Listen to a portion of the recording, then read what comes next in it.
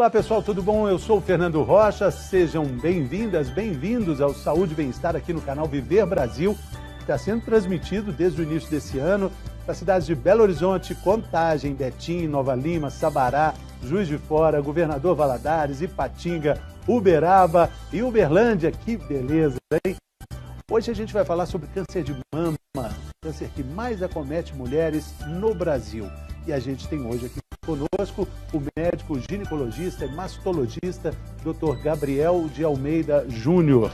A gente vai falar sobre prevenção, sobre diagnóstico, cuidados importantes com relação ao câncer de mama. Temos também a oncologista clínica Monique França. Vai estar conosco para falar do tratamento, do acompanhamento do câncer de mama. Temos o quadro Mito ou Verdade para ajudar a esclarecer e tirar dúvidas sobre esse tema tão delicado e tão importante. Está começando, portanto, mais um Saúde e Bem-Estar.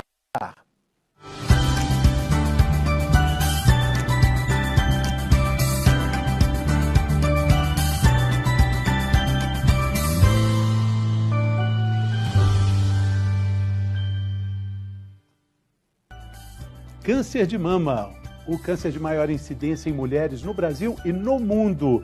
De acordo com dados do Instituto Nacional de Câncer, foram estimados para o Brasil pouco mais de 66 mil novos casos de câncer de mama em 2021, com risco estimado de 61,61 casos a cada 100 mil mulheres. Um número preocupante. E mesmo com todo esse número alarmante, a doença ainda gera muitas dúvidas na população. Um problema que segue crescendo. Para conversar sobre esse assunto, a gente recebe aqui no estúdio o Dr. Gabriel de Almeida Silva Júnior, ginecologista, mastologista, também vice-presidente da Associação Médica de Minas Gerais. Uma honra recebê-lo aqui, doutor. Seja bem-vindo. Boa tarde. Muito obrigado pelo convite. Um prazer estar falando mais uma vez sobre esse tema tão importante que é o câncer de mama, que acomete tantas mulheres ainda e que é uma doença curável. É importante que a gente traga essa mensagem porque muita gente deixa de procurar o serviço médico por medo. E não há por que temer. A necessidade de fazer os exames anuais a partir dos 50 anos, para todas as mulheres, e é muito importante também que os homens não se descuidem, porque o câncer de mama também ocorre em homens, apesar de ser uma pequena porcentagem. Como é que é o trabalho do ginecologista, mastologista? Como é que eles se complementam no atendimento no consultório?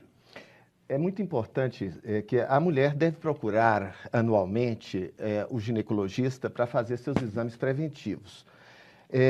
Eu, por uma coincidência, tenho as duas formações em ginecologia e mastologia e, como ginecologista, eu tenho a obrigação de alertar cada mulher da necessidade dela fazer os exames periódicos, mais do que o exame clínico também no consultório, fazer também a mamografia, anualmente a partir dos 50 anos em especial e algumas até antes, principalmente aquelas que têm risco familiar e, portanto, têm risco aumentado de ter a doença. Então, é um trabalho que complementa o outro, né? O ginecologista já é fundamental, a convivência da mulher com o ginecologista é um acompanhamento de autocuidado que segue a vida toda, né, doutor? É verdade. O ginecologista é responsável por estar fazendo todo o cuidado da saúde da mulher. É importante que nenhum médico deve receber as suas pacientes especificamente para ver um assunto só. Ele tem que ter uma visão global da saúde e principalmente das atitudes preventivas. A questão do autoexame, muito se falou durante um período, isso foi muito enfatizado pela imprensa, mas depois aconteceram algumas controvérsias. Qual a opinião do senhor? Como é que ele deve ser feito? Qual a importância dele? Na verdade, o autoexame é muito importante para o autoconhecimento. A maior parte das mulheres ainda chegam ao diagnóstico do câncer de mama após palparem um nódulo nas suas mamas. E é natural que ela vá palpar esse nódulo menor se ela tiver o costume de se apalpar, que é a questão do autoexame. O autoexame, isoladamente, ele não tem importância na diminuição da ocorrência de casos graves, mas vai diminuir, por exemplo, a ocorrência de perda da mama, por exemplo, porque muitas mulheres, principalmente mulheres jovens, elas têm a detecção do tumor numa fase avançada e muitas vezes isso requer tratamentos ainda mais impactantes, como a quimioterapia. A gente entende que é preciso expressar que o câncer de mama não é uma doença única, é uma doença múltipla. Na verdade, quando você tem um diagnóstico de câncer de mama, é importante esquecer o caso da vizinha, é importante esquecer o caso da irmã, é importante esquecer todos os seus referenciais, porque aquele caso é um caso único. Como cada indivíduo é único, né? Sim, eu costumo dizer que há necessidade de se personalizar tanto o rastreamento, que é a atitude preventiva, quanto o tratamento, porque não existe um tumor, o seu tumor sempre é diferente dos outros. Tá? É interessante falar sobre isso, porque é o câncer com maior incidência no Brasil e no mundo, e mesmo assim prevalecem essas características muito específicas para cada paciente, né, doutor? É verdade. Eu tive uma experiência de 30 anos no Hospital das Clínicas, onde tive a oportunidade de atender a milhares de mulheres. E eu me espantava muitas vezes que atendi, por exemplo, durante a minha época de residente, portanto, na década de 90, e eu tinha até pouco tempo atendia lá e continuava seguindo essas mulheres. E quando eu ia ver no prontuário delas, falei, nossa, eu pensava completamente diferente desse caso naquela época do diagnóstico. Então, hoje, a luz sobre esse caso estaria na genética, no estudo genético dos tumores. A gente muitas vezes tem um entendimento muito superficial de cada caso. É importante que, na medida que houver possibilidade, se estenda o estudo de cada caso, inclusive com o estudo genético dos tumores. Mesmo porque existem casos que não são detectados. Algumas pacientes podem chegar no consultório com o diagnóstico lá confirmado do câncer de mama e falar, mas não vejo nada no autoexame, não existe nada que ela possa ter percebido antes? E isso é ótimo, porque aí vai estar com um diagnóstico subclínico. Todas as vezes que uma mulher tem um diagnóstico subclínico, ou seja, abaixo do limiar clínico, quando não é detectado, isso quer dizer que os tumores são pequenos. E sendo pequenos, quanto menores, maior será a chance de cura. É óbvio que existem tumores pequenos que têm uma alta multiplicação e que vão requerer tratamentos também, como a quimio, etc., mas vão ser em menor número. E por que o câncer de mama é tão agressivo? Essa região é muito vascularizada, a região da mama, é isso que faz com que ele possa caminhar para outras partes do corpo? Por que ele fica e pode ser tão agressivo? Alguns casos são mais agressivos porque os tumores têm características intrínsecas. Eles já, ao início de sua ocorrência, eles já têm uma capacidade de invasividade maior. Alguns casos, a gente tem um entendimento de que eles têm um risco de espalhamento ou de metástases maior e, por isso, mesmo pequenos, têm indicação de fazer a quimioterapia mais após a cirurgia. E muitas vezes a gente até adota, em alguns casos, a quimioterapia antes da cirurgia. Por entender que ele é um tumor que, mais do que o tratamento local, requer um tratamento sistêmico. Com quimioterapia, às vezes hormonoterapia. A palavra câncer, né, ela é estigmatizada, né, de uma forma muito marcada na nossa sociedade, mas o tratamento, a forma de falar sobre isso acaba trazendo benefícios para a gente lidar melhor com a doença. Eu acho que estamos gradualmente vencendo esse estigma. Mas ainda tem uma outra palavra estigmatizada que o senhor acabou de falar, que é a metástase. É um perigo mesmo? É uma sentença a metástase? Na verdade, isso vem mudando muito, Fernando, porque na medida que os tratamentos vão melhorando, e isso ocorreu aí ao longo do tempo, a gente vai vendo que as mulheres estão tendo uma longa sobrevida mesmo com metástases. Então, casos que anteriormente teriam uma sobrevida de 2, 3 anos e mínima, nós estamos vendo aí sobreviver 10 anos. Eu tenho várias pacientes com metástases, com 10 anos após 10 anos de seu diagnóstico e mantém naturalmente como uma doença crônica. câncer, em algumas mulheres, ele vai se manifestar como uma doença crônica. E ela tem que se adaptar e continuar vivendo. O principal é você voltar a um reequilíbrio, quando tem uma doença como esta, como o câncer, para ter uma vida próxima da normalidade, pelo menos. É óbvio que são poucas as mulheres que conseguem isso, e conseguem à custa de um aprendizado, eu digo que é um aprendizado próprio, não é nem com o outro, é um aprendizado que vai ocorrendo durante a vida. É muito difícil viver após o câncer de mama, mas eu tenho aqui uma mensagem muito interessante de que cada vez mais as mulheres sobrevivem ao câncer de mama. E é importante que elas reaprendam a encontrar um caminho que seja um caminho de saúde. Não deixando que este tema tome conta da vida dela e da sua família. Ela tem que sobrepor a esse tema, né? Só explicando aí a questão da metástase, né?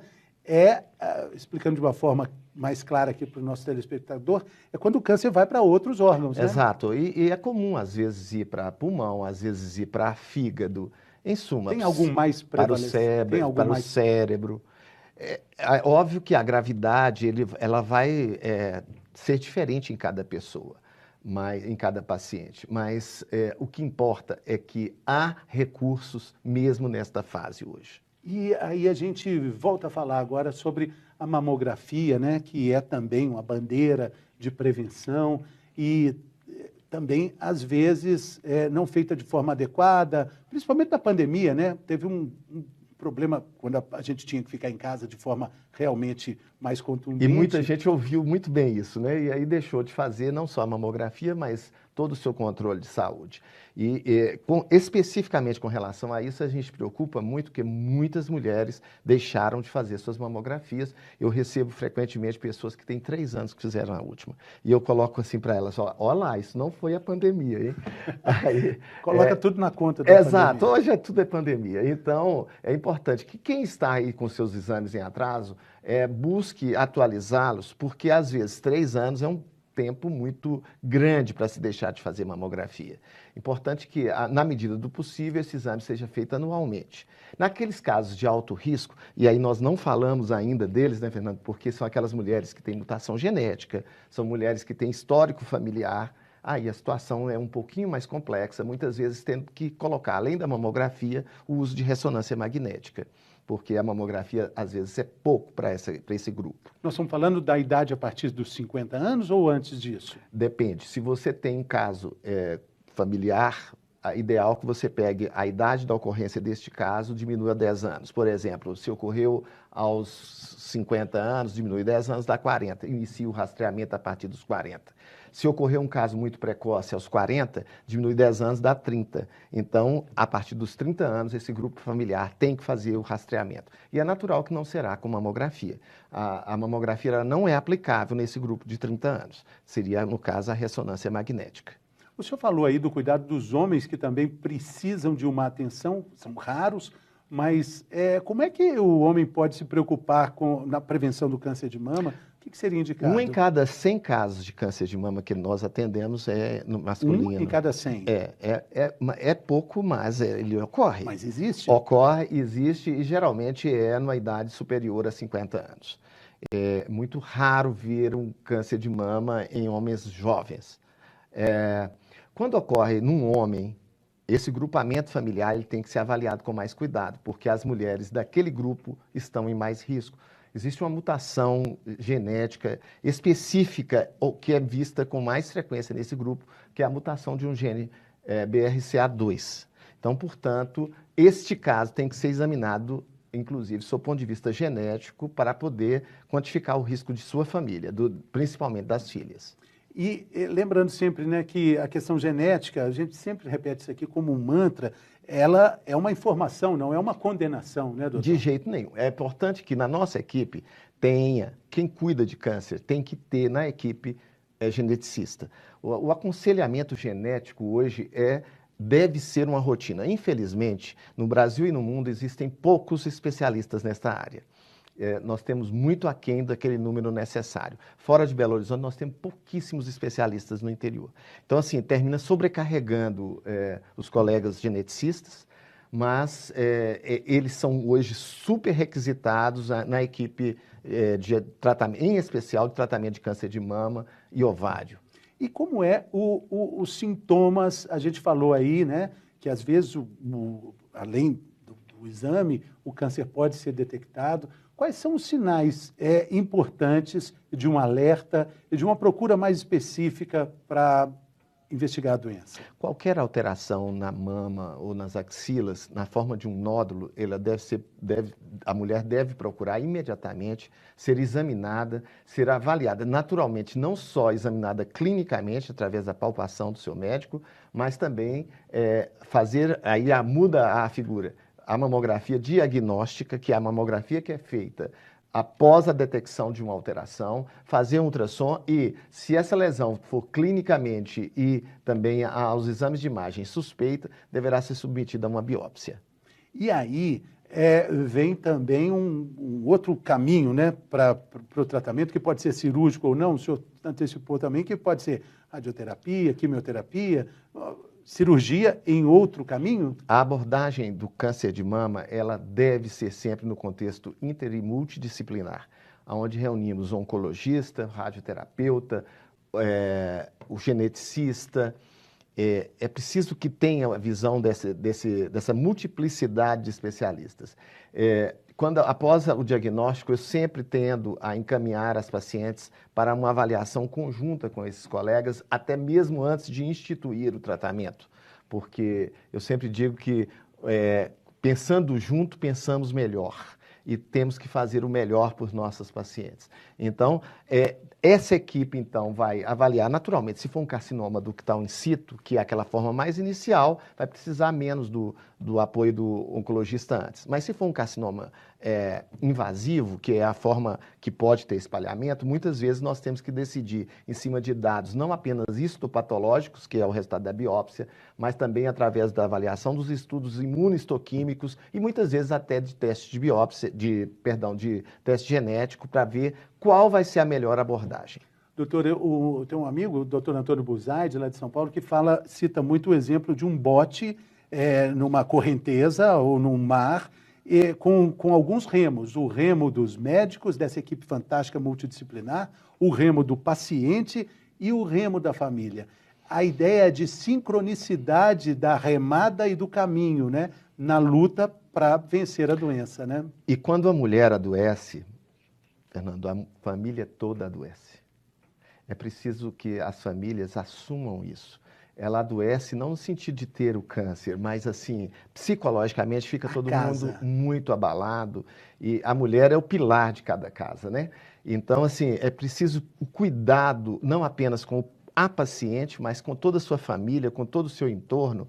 E esse grupamento aqui, entender que existe um túnel. A partir daquele diagnóstico, esse túnel ele é muito difícil e dificilmente se enxerga alguma luz durante isso, principalmente se ela vai para uma quimioterapia neoadjuvante, que é a quimioterapia prévia ao tratamento cirúrgico. Aquilo ali tem uma duração, mas já, seguindo o caminho, vai se encontrar a luz e essa luz vai estar cada vez mais forte até a finalização do tratamento. E após essa imagem do túnel, ela é muito importante, porque tudo tem um início, um meio e um fim. E também é assim no tratamento do câncer. Interessante. E muito interessante também o que o senhor falou logo na abertura da nossa conversa, que é preciso entender que ele é único, que não adianta comparar com o caso que aconteceu de forma satisfatória ou não, com a vizinha, com a amiga, com a prima da amiga da mãe, enfim. E eu tendo a falar isso logo no início, quando a pessoa chega, porque sempre ela tem algum caso catastrófico.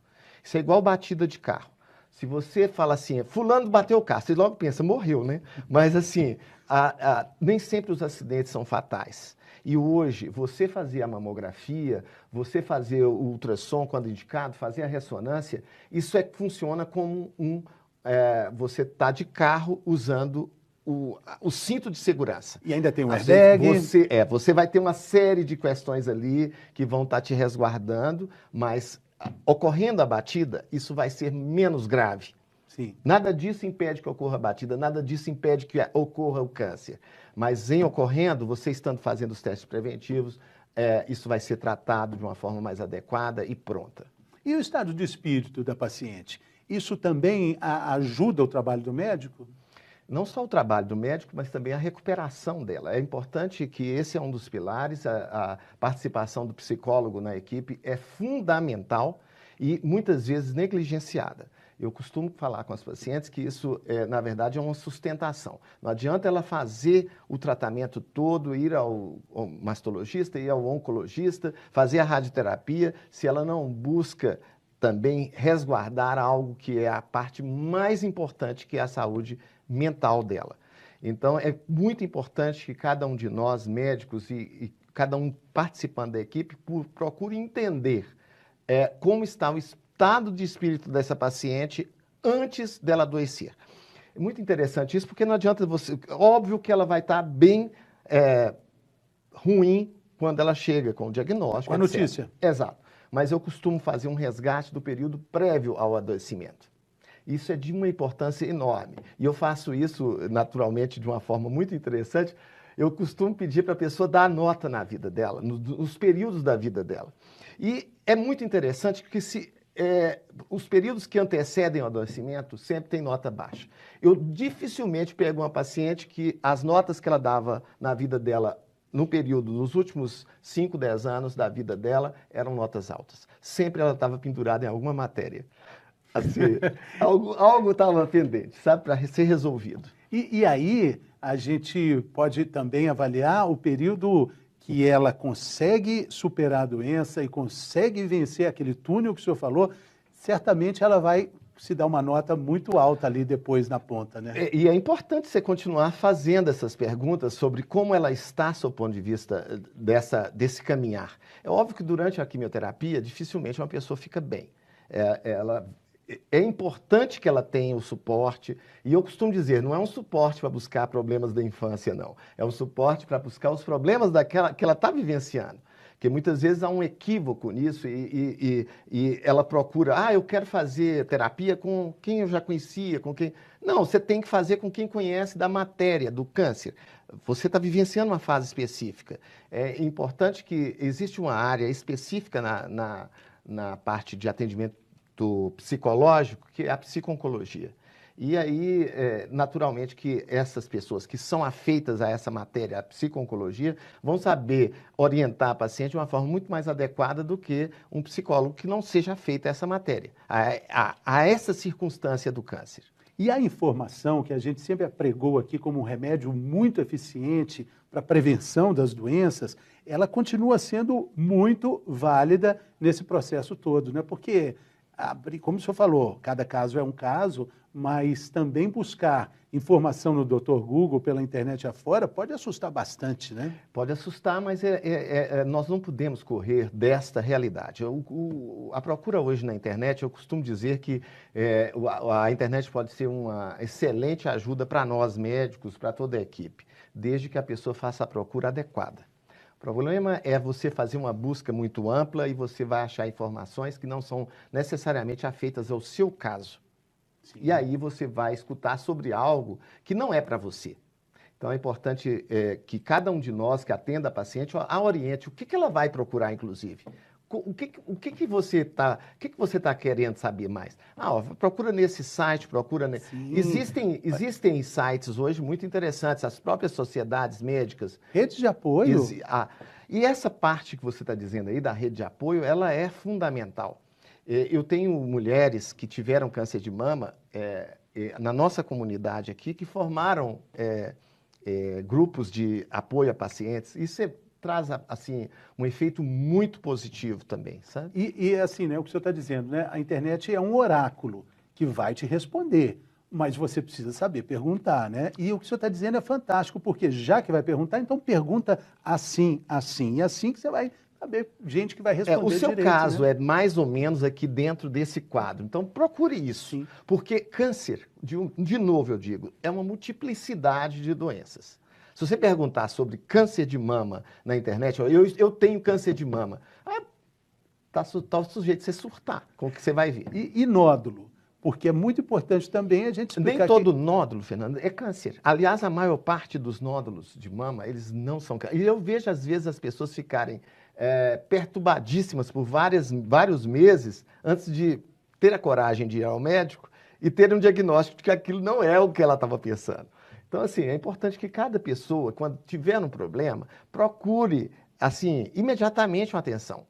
O senhor até falou de regiões assim mais próximas das axilas, onde são comuns também linfonodos, né? E áreas bem comuns de acontecer isso, mas tem alguma textura, algum aspecto que pode identificar? Ele é mais duro, mais mole? É por isso que eu digo que a questão do autoexame, de novo, retornando, né? Se a pessoa se faz exame com alguma... Não precisa ser uma coisa assim igual missa, toda semana, mas é preciso que ela se examine e conheça a estrutura mamária dela para quando ocorrer uma alteração, aí ela fala, olha, isso aqui está diferente. E não é ficar indagando, ó, tá mole, tá duro. Não, vai ao médico e ele vai examinar e vai saber se isso é ou não algo importante. Algumas descobertas são feitas pelos companheiros também, né? Sim, frequentemente a gente vê isso. Ele nota alguma coisa e é curioso que muitas vezes há um processo de negação, inclusive do próprio companheiro, sabe? Esse processo de você ver e não comunicar. Não comunicar à própria pessoa que você notou. Tamanho é o medo dele. Eu já vi isso muito em pessoas que tiveram vivência de câncer de mama em suas famílias, em suas mães. E depois o companheiro fala, olha, eu já vi, eu já tinha visto. Aí depois confidencia durante a consulta, olha, eu já vi isso já há algum tempo e tal. E o que o senhor diz como médico? Eu fico calado. Porque numa situação como essa, eu acho que é melhor... a situação já diz por ela. Não adianta você ficar... a pessoa não faz por maldade, ela faz por uma dificuldade e aí você tem que procurar entender, acatar e tratar aquilo ali. A dor já está ali, né? Ele já está instalada por isso. Faria diferença se ele tivesse falado antes? Em alguns casos? Ou não.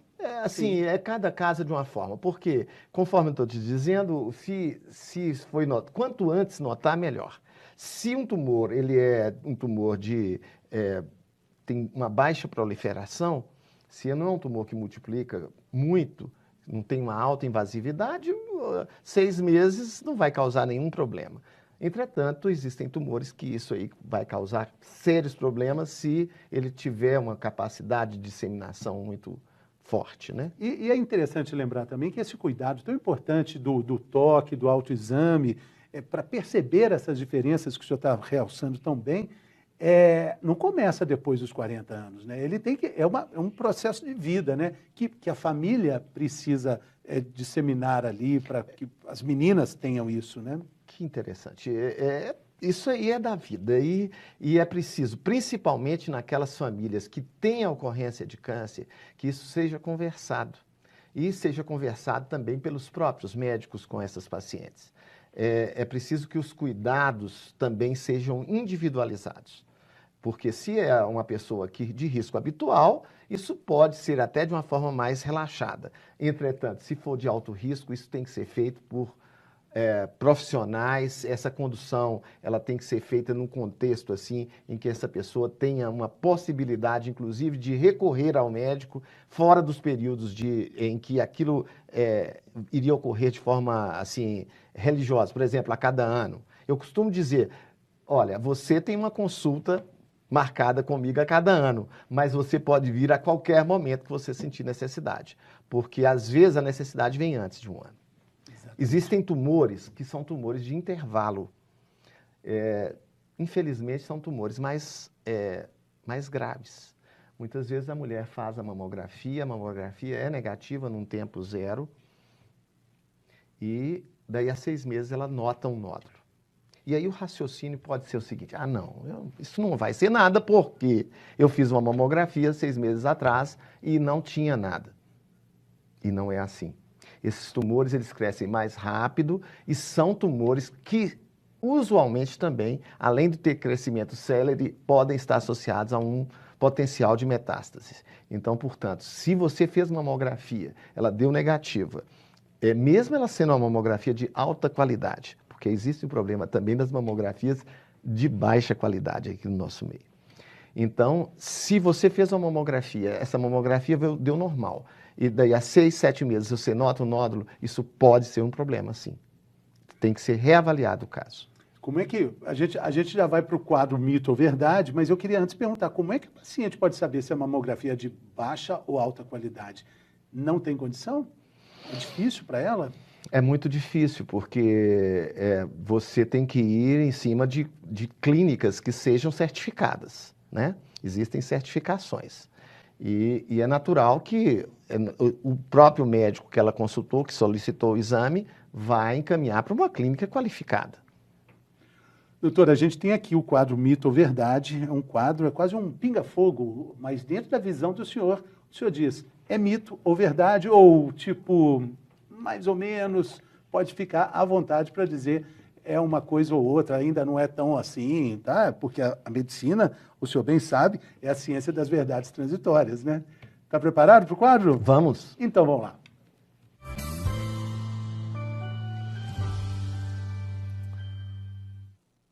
Hoje com o Dr. Gabriel de Almeida Silva Júnior, vice-presidente da Associação Médica de Minas Gerais.